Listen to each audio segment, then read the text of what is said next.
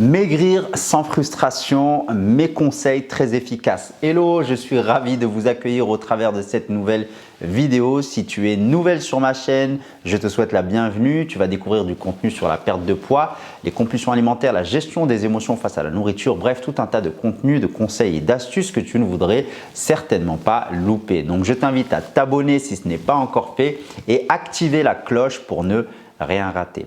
Pour toutes celles d'entre vous qui ne me connaissent pas encore, je me présente, je m'appelle Morad Hassani, je suis coach en émotion spécialisé dans la perte de poids depuis 2015 et j'aide les femmes à se libérer de leurs kilos émotionnels en travaillant justement sur leurs émotions. Dans cette vidéo, on va voir ensemble les astuces et les conseils pour pouvoir mincir, pouvoir perdre du poids sans frustration. On va d'abord comprendre pourquoi toutes les personnes qui se lancent dans une perte de poids finissent par ressentir cette frustration et abandonner leur perte de poids et finir même par reprendre le poids qu'elles avaient perdu. Il faut comprendre que la plupart des solutions qui sont proposées pour perdre du poids, elles sont basées sur des règles bien définies, c'est-à-dire manger moins que ce que l'on dépense, qui va créer un déficit calorique et du coup, ce qui va nous amener à perdre du poids. Le problème avec ce type de solution, c'est qu'on va vous dire quoi faire, comment le faire. Donc, vous allez devoir choisir ce que vous mangez avec des règles bien définies et ce qui va amener un certain contrôle de votre alimentation. C'est-à-dire que vous allez être vraiment dans le contrôle de votre alimentation. Mais le problème, c'est que vous n'allez pas être à l'écoute de vous-même, à l'écoute de vos envies. Vous allez devoir lutter contre vos envies. Et c'est ce qui crée la frustration. C'est le fait de lutter contre vos envies qui va amener cette frustration. Donc, si vous ne voulez pas être dans cette frustration, il va falloir ne plus être dans cette lutte contre vos envies, donc ne plus mettre de règles alimentaires, car ce sont ces règles alimentaires qui amènent à être dans le contrôle et lutter contre vos envies et qui crée cette frustration.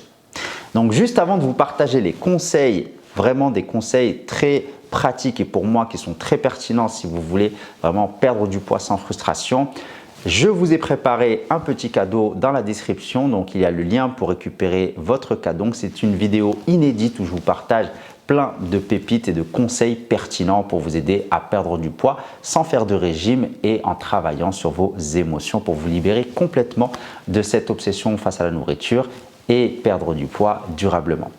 Alors, donc les conseils que je vais vous partager, le premier conseil, c'est d'abord d'éviter de faire des régimes, d'éviter de supprimer les aliments qui vous font plaisir. Tous les aliments plaisir, ne les supprimez pas de votre alimentation parce que, encore une fois, ce qui va se passer, c'est que vous allez nourrir encore plus ce sentiment de frustration.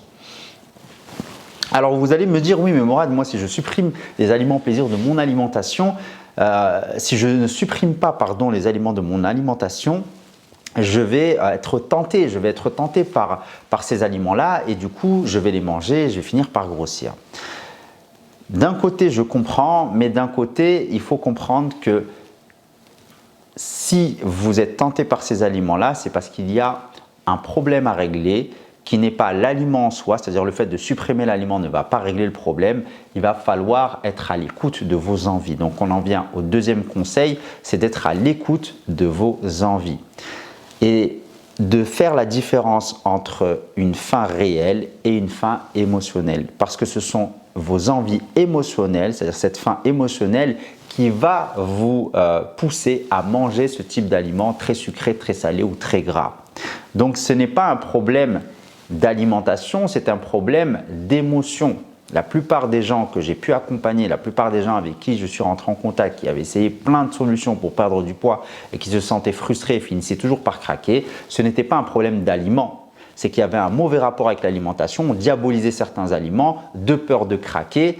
Mais en fait, le problème n'est pas l'aliment en soi, le problème c'est l'envie. Pourquoi on est orienté vers cet aliment-là? Et c'est là où je veux vous amener. La plupart des gens, pourquoi sont dirigés vers ce type d'aliment plaisir très sucré ou très salé ou très gras? C'est parce qu'ils recherchent un plaisir immédiat pour fuir des émotions intenses ou anxiogènes. Et comme ils ne savent pas gérer leurs émotions, ils vont aller chercher un plaisir à travers un aliment très sucré, très salé ou très gras. Donc, ça veut dire quoi? Ça veut dire que quand je sais gérer mes émotions, je n'ai plus besoin d'aller chercher cette compensation par un plaisir alimentaire. Donc, si je ne compense plus mes émotions négatives, intenses ou anxiogènes par l'alimentation, eh bien, je vais manger quasiment qu'à ma faim. Et si je mange qu'à ma faim, il faut comprendre que le corps est tellement bien fait que on ne prendra pas de poids. Si je mange, je répète, si je mange qu'à ma faim, je ne prends pas de poids. Ce qui fait grossir, c'est toute la nourriture que notre corps n'a pas besoin. Et la nourriture que notre corps n'a pas besoin, c'est une faim qui n'est pas physiologique, c'est une faim émotionnelle ou nerveuse, comme je l'expliquais tout à l'heure. Donc, c'est très important de faire la différence entre une faim réelle physiologique et une faim émotionnelle. La faim réelle ne nous fait pas grossir, c'est la faim émotionnelle qui nous fait grossir, car c'est de la nourriture que notre corps n'a pas besoin. Donc, c'est un surplus. Et ce surplus va être stocké sous forme de gras et de kilos en trop.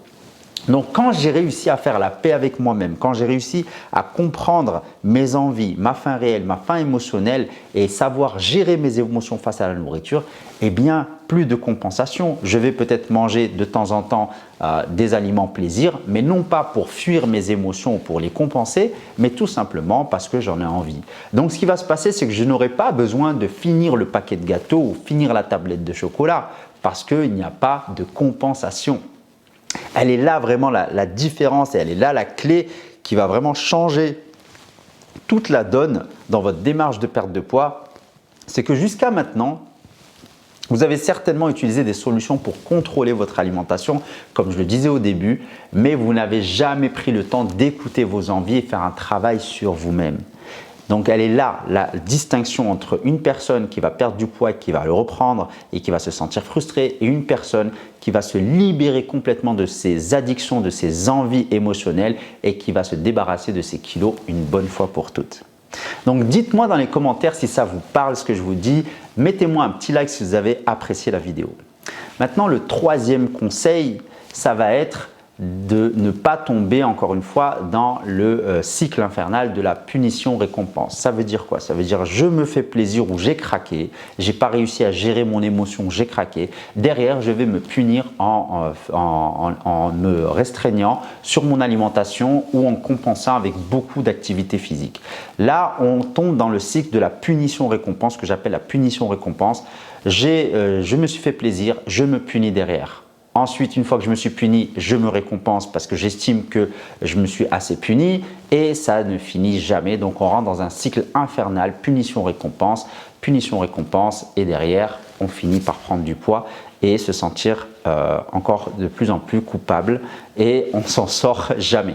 Donc, très important de ne pas se punir. Si tu as fait un excès, si tu as craqué, pas de panique. Ok, pas de souci, c'est pas grave. Maintenant, je vais me dire cool, pas de panique. La prochaine fois, je vais essayer de m'écouter et écouter mes envies. Est-ce que c'est une faim émotionnelle? Est-ce que c'est une faim réelle? Et si c'est une faim émotionnelle, essayez de mettre en place des petites astuces comme la respiration pour essayer d'évacuer cette émotion, pour me calmer, sortir faire une marche, aller voir quelqu'un. Parce que parfois, ce qu'on recherche en fait, c'est juste d'être apaisé. C'est même la plupart des cas quand on se sent mal, on cherche un apaisement, on cherche à évacuer cette émotion qui est désagréable. Et le réflexe qu'on a tout de suite, c'est manger quelque chose. Donc, prenez l'habitude de vous écouter et de vous dire est-ce que là, à ce moment-là, j'ai vraiment faim? Est-ce que là, tout de suite, j'ai vraiment faim ou est-ce que je cherche à compenser ou fuir une émotion négative? Juste de faire ce travail-là, vous allez voir, ça va faire une énorme différence et vous ne tomberez pas dans la frustration et tout ce cycle infernal de la suralimentation. Dernier conseil que je peux vous partager, c'est d'être bienveillant avec vous-même, d'être tolérant, de ne pas être trop dur avec vous-même, de ne pas vous fixer des objectifs trop élevés parce que vous allez encore une fois vous diriger vers des solutions très rapides pour avoir des résultats très rapides. Mais derrière, ça va encore nourrir cette frustration et ce sentiment en fait où on ne se sent pas bien. Derrière, on va finir par craquer, on finira par abandonner. Donc vraiment, ayez une vision long terme. Soyez bienveillant avec vous-même, travaillez sur votre relation avec vous-même parce que si vous n'avez pas une bonne relation avec vous-même, vous allez vous dénigrer, vous allez vous auto-saboter et ça va être très compliqué d'avancer sur le long terme. Donc, il va falloir travailler sur vous-même, il va falloir travailler sur votre relation avec la nourriture en écoutant vos envies comme je vous l'ai dit tout à l'heure, faire la distinction entre une faim réelle et une faim émotionnelle. Et si vous avez des difficultés, vous ne savez pas par où commencer, par quoi faire, eh bien, je vous mets une vidéo ici complémentaire pour essayer de comprendre le cycle infernal de la compensation émotionnelle et quelques petites astuces qui peuvent vous aider justement quand vous êtes face à ces émotions. Voilà, donc on se retrouve dans la vidéo. À tout de suite.